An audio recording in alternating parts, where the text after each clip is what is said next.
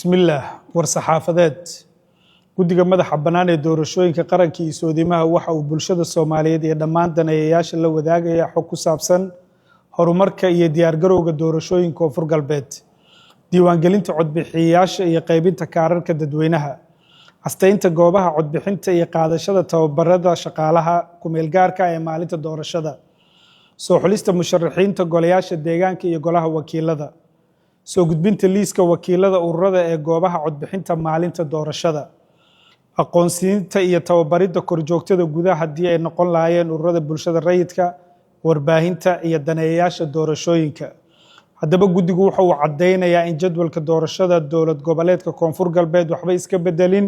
uuna yahay sidii hore guddigu u iclaamiyey 28 bisha afraad sanadan aan ku jirno 2026. sidoo kale waxaan idinla wadaagaynaa taariikhaha doorashooyinka isku sidkan ee golayaasha deegaanka iyo wakiilada ee dowlad goboleedyada Galmudug iyo Hirshabeelle iyo halka golaha deegaanka doorashada Waqooyi Bari. maanta ay tahay taariikhdu 16 bisha afraad sanadka 2026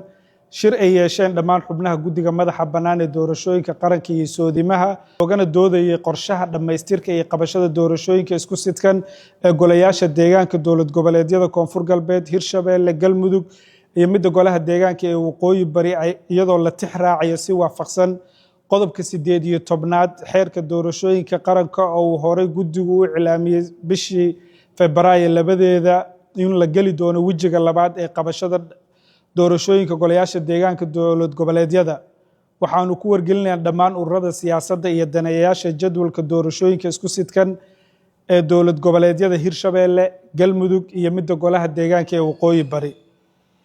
taariikhda la qabanayo doorashooyinka oo kala ah qabashada doorashada golayaasha deegaanka iyo wakiilada dowlad goboleedyada Hirshabeelle iyo Galmudug 13 bisha shanaad 2026. qabashada doorashooyinka golaha deegaanka ee dhammaan degmooyinka dowlad goboleedka Waqooyi Bari lana qaban doono 30 bisha lixaad sanadka 2026 maadaama dowlad goboleedka Waqooyi Bari uu dhisan yahay maamul dhammaystiran oo leh golihiisa wakiilada iyo xukuumadda.